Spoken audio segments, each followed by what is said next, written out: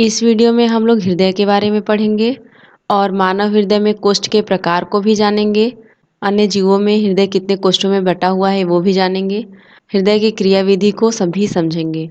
Dear student, उजाला academy में आपका स्वागत है। आज हम लोग कक्षा 10 साइंस सब्जेक्ट के एक बहुत ही इम्पोर्टेंट टॉपिक पर डिस्कस करेंगे।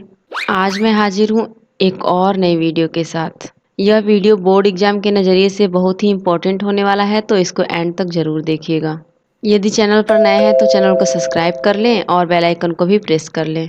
यदि आपने रक्त परिसंचरण तंत्र वाला वीडियो नहीं देखा है तो आई बटन पर क्लिक करके उसे देख लें, ताकि हृदय की क्रियाविधि और अच्छे से समझ में आ जाए। तो चलिए बिना टाइम वेस्ट किए वीडियो को स्टार्ट करते हैं।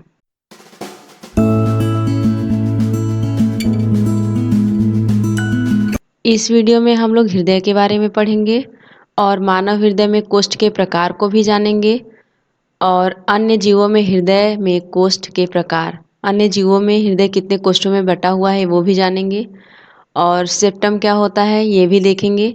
हृदय की क्रियाविधि को सभी समझेंगे। तो चलिए देख लेते हैं हृदय क्या होता है।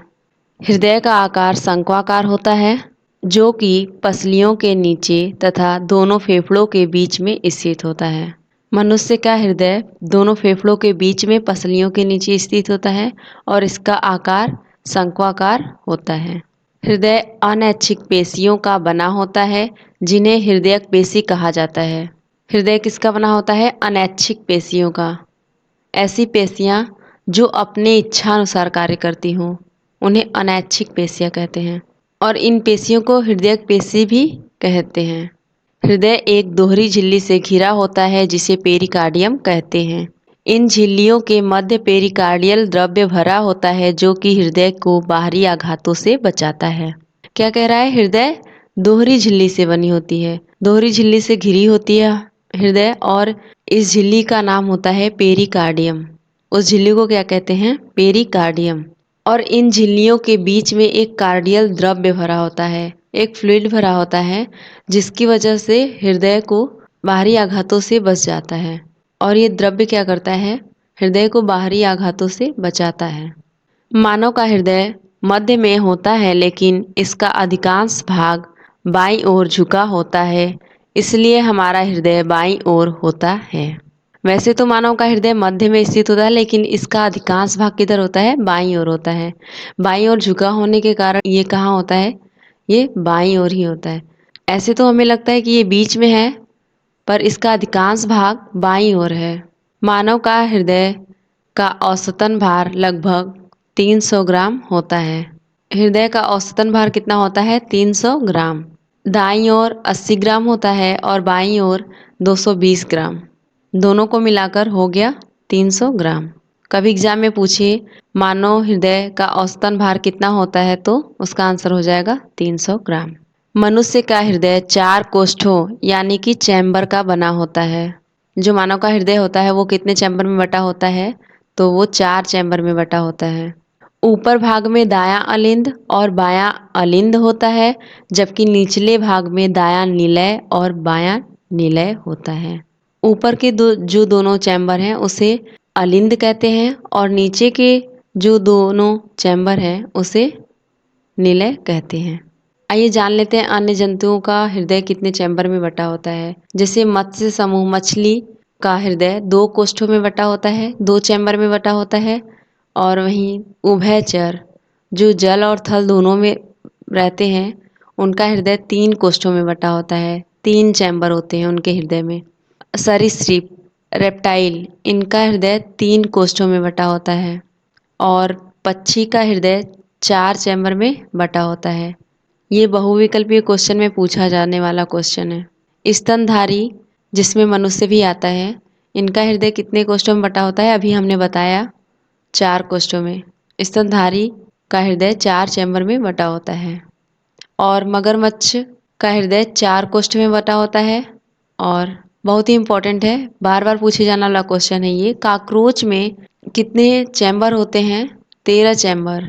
काकरोच का जो हृदय होता है 13 चैम्बर में बटा होता है, याद रखिएगा इसे। और यहाँ पर एक नोट है, ब्लू व्हेल का दिल सबसे बड़ा होता है। कभी एग्जाम में पूछे सबसे बड़ा दिल किसका होता है तो उसका आंसर हो जाएगा ब्लू व्हेल। ये हृदय का फिगर आप देख सकते हैं। त्रिकपर्दी कपाट, द्विकपर्दी कपाट, अर्धचंद्राकार कपाट और अलिंद निलय महाधमनी कपाट।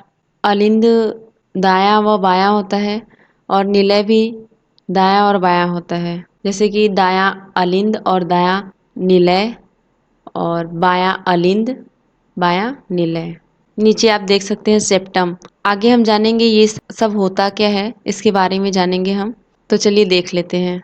सेप्टम मांसपेशियों की दीवार जो दोनों पक्षों को क्या करता है, अलग करता है और यह हृदय कक्षों के बीच एक अवरोध बनाता है तथा शुद्ध रक्त और अशुद्ध रक्त के मिश्रण को रोकता है। सेप्टम क्या कार्य करता है? ब्लड को मिक्स होने से रोकता है, जो शुद्ध रक्त है और अशुद्ध रक्त है।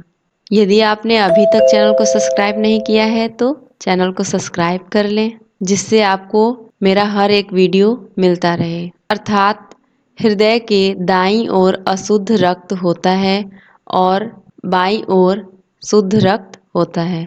हृदय के दाईं ओर अशुद्ध रक्त होता है, ये याद रखिएगा। और हृदय के बाईं ओर कैसा रक्त होता है? शुद्ध रक्त। अशुद्ध रक्त का मतलब जिसमें कार्बन डाइऑक्साइड हो। अशुद्ध रक्त हम किसे कहेंगे? जिसमें क्या होता है, कार्बन डाइऑक्साइड होता है, उसे हम अशुद्ध रक्त कहते हैं। जबकि शुद्ध रक्त का मतलब जिसमें ऑक्सीजन है, और शुद्ध रक्त जिसमें ऑक्सीजन होता है वह शुद्ध रक्त कहलाता है, जबकि जो जिसमें कार्बन डाइऑक्साइड होता है वो अशुद्ध रक्त कहलाता है। सेप्टम शुद्ध और अशुद्ध रक्त के बीच में दीवार का काम करता है ताकि शुद्ध रक्त अशुद्ध रक्त से मिल न जाए।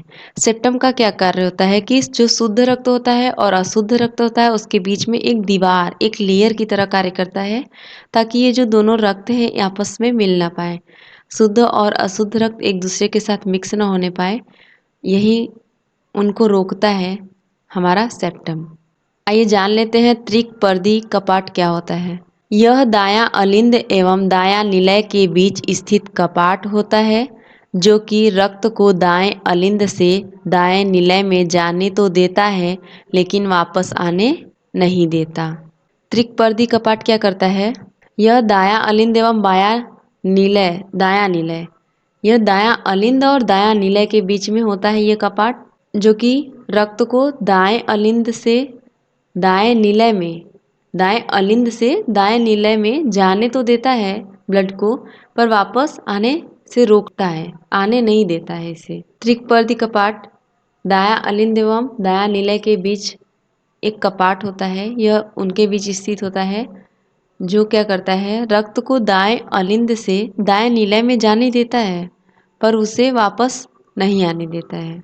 आगे है द्विपर्दी कपाट। यह बायां अलिंद एवं बायां निलय के मध्य स्थित कपाट होता है, जो कि बाएं अलिंद से बाएं निलय में रक्त को जाने तो देता है पर वापस नहीं आने देता।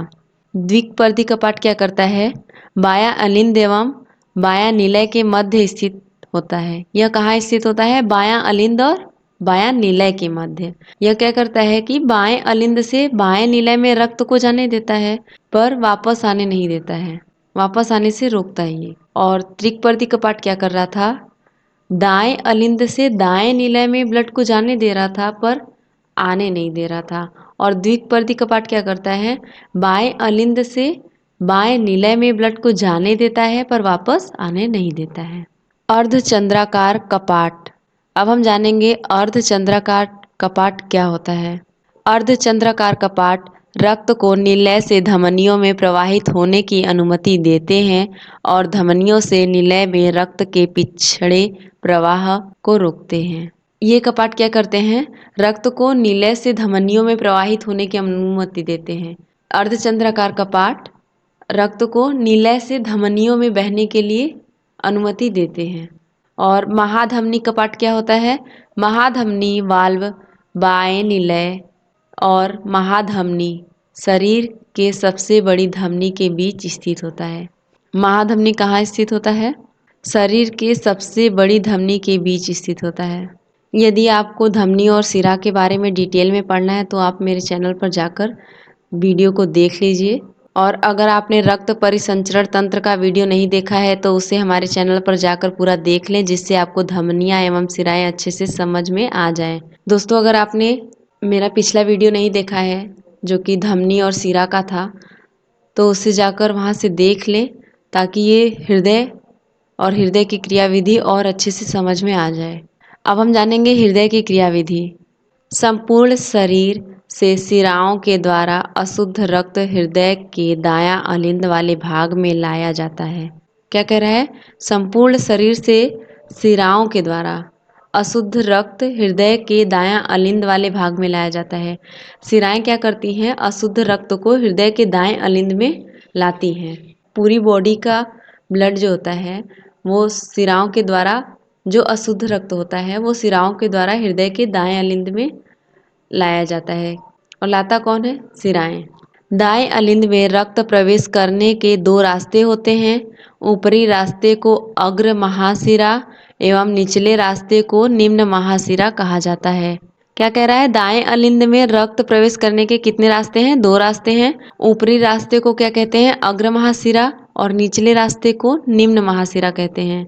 दाएं अलिंद से रक्त त्रिकपर्दी कपाट के द्वारा दाएं निलय में पहुंच जाता है। क्या कह रहा है?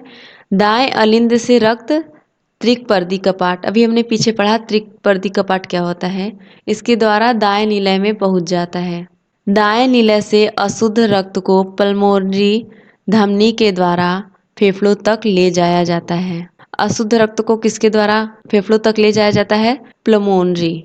शुद्ध रक्त को फेफड़ों से हृदय से बाएं अलिंद वाले भाग में पल्मोनरी शिरा के द्वारा लाया जाता है। अशुद्ध रक्त को फेफड़ों से और हृदय से बाएं अलिंद वाले भाग में किस शिरा के द्वारा लाया जाता है? तो प्लोमनरी। इसे पल्मोनरी शिरा भी कहते हैं। बाएं अलिंद से रक्त द्विपर्दी कपाट के द्वारा बाएं निलय में प्रवेश करता है। बाएं अलिंद से रक्त कहाँ? द्विपर्दी के कपाट के द्वारा ही कहाँ प्रवेश करता है ब्लड? बाएं निलय में। बाएं अलिंद से ब्लड कहाँ जाता है? बाएं निलय में। वो भी किसके द्वारा? द्विपर्दी कपाट के द्वारा। बाएं निलय से स्थित महाधमनी के द्वारा शुद्ध रक्त को छोटी छोटी धमनियों के माध्यम से संपूर्ण शरीर में भेज दिया जाता है। बाएं निलय में जो स्थित है महाधमनी, उसके द्वारा शुद्ध रक्त को किसके द्वारा पूरे शरीर में भेज दिया जाता है? तो जो छोटी छोटी धमनियां होती हैं उसके माध्यम से पूरे शरीर में ब्लड को भेज दिया जाता है। हृदय की स्पंदन क्रिया अथवा पंपिंग क्रिया के मध्य से हृदय शरीर के विभिन्न भागों में रक्त की आपूर्ति करता है। शरीर के विभिन्न भागों में रक्त की आपूर्ति कैसे होता है? जब हमारा हृदय पंप करता है। जब हमारा हृदय पंप करता है तो उसके माध्यम से जो ब्लड होता है शरीर के विभिन्न भागों तक पहुंचता है। हृदय स्पंदन या हृदय की धड़कन का अर्थ होता है एक संकुचन तथा एक अनुशीथिलन की क्रिया। हृदय स्पंदन या हृदय धड़कन का क्या अर्थ होता है? एक संकुचन और एक अनुशीथिलन। संकुचन का अर्थ होता है सिकुड़ना, इसके द्वारा धमनियों पर दबाव डाला जाता है। अनुशीथिलन का अर्थ होता है पुनः सामान्य स्थिति में आना, इसके द्वारा शिराओं पर दबाव डाला जाता है। संकुचन क्या होता है? संकुचन मीन्स सिकुड़ना। जब हृदय सिकुड़ता है तब धमनियों पर दबाव डालता है, और जब हृदय सामान्य स्थिति में आ जाता है तो उसे अनुशीथिलन कहते हैं। और इसकी जब यह सामान्य अवस्था में आ जाता है हृदय, तब यह शिराओं पर दबाव डालता है। क्या कह रहे हैं? जब हृदय हमारा सिकुड़ता है तब किस पर दबाव डालेगा? धमनियों पर। और जब सामान्य स्थिति में आ जाता है तब वह शिराओं पर दबाव डालता है। हृदय की धड़कन बराबर एक संकुचन दाब प्लस एक अनुशीथिलन दाब। संकुचन और अनुशीथिलन हम ऊपर जान ही लिए। संकुचन उसे कहते हैं जब हमारा हृदय सिकुड़ता है, उस अवस्था को संकुचन कहते हैं। अनुशीथिलन कब कहेंगे? जब हमारा हृदय सामान्य स्थिति में रहेगा। एक सामान्य मनुष्य का हृदय 1 मिनट में 72 बार धड़कता है। एक सामान्य मनुष्य का हृदय 1 मिनट में कितनी बार धड़कता है? तो वो 72 बार धड़कता है। बहुत ही इंपॉर्टेंट लाइन है, क्योंकि यहाँ से कई बार क्वेश्चन पूछा गया है। यहाँ से ऑप्शनल क्वेश्चन भी पूछा गया है। इसे याद रखिएगा कि एक सामान्य मनुष्य का हृदय 1 मिनट में 72 बार धड़कता है। हृदय के अध्ययन को कार्डियोलॉजी कहते हैं। हृदय के अध्ययन को क्या कहते हैं? कार्डियोलॉजी। ये भी इम्पोर्टेंट है। मनुष्य के शरीर में हृदय को एक बार धड़कने के लिए कितना समय लगता है? तो 0.8 सेकेंड। टोटल समय एक बार धड़कने में टोटल समय कितना लगता है? 0.8 सेकेंड। हृदय की धड़कन को उत्तेजित करने वाला हार्मोन कौन सा होता है? हृदय की धड़कन को उत्तेजित करने वाला हार्मोन कौन सा होता है? तो उसका आंसर हो जाएगा थायरॉक्सिन हार्मोन। कभी पूछे हृदय की धड़कन को कौन सा हार्मोन उत्तेजित करता है, तो उसका आंसर होगा थायरॉक्सिन हार्मोन। पेसमेकर, जिसे कार्डियक पेसिंग डिवाइस के रूप में जाना जाता है, एक छोटा चिकित्सक उपकरण है जो असामान्य हृदय गति, हृदय की धड़कन को नियंत्रण करने में मदद करता है। क्या कह रहा है? पेसमेकर, जिसे कार्डियक पेसिंग डिवाइस के रूप में भी जाना जाता है। पेसमेकर को कार्डियक पेसिंग डिवाइस के नाम से भी जाना जाता है। यह एक छोटा चिकित्सक उपकरण है। पेसमेकर क्या है? एक छोटा चिकित्सक है जो असामान्य हृदय गति और हृदय की धड़कन को नियंत्रित करता है। जैसे कि जो असामान्य हृदय की गति है, जो सही नहीं है हृदय की गति और धड़कन सही नहीं है, असामान्य स्थिति में है, तो उसे नियंत्रित कौन करता है? पेसमेकर। और इसे एक दूसरे नाम से जानते हैं, वो नाम है cardiac pacing device. I hope आपको हृदय अच्छे से समझ में आया होगा। यदि वीडियो अच्छी लगी हो तो वीडियो को लाइक करना ना भूलें। तो चलिए मिलते हैं नेक्स्ट वीडियो में।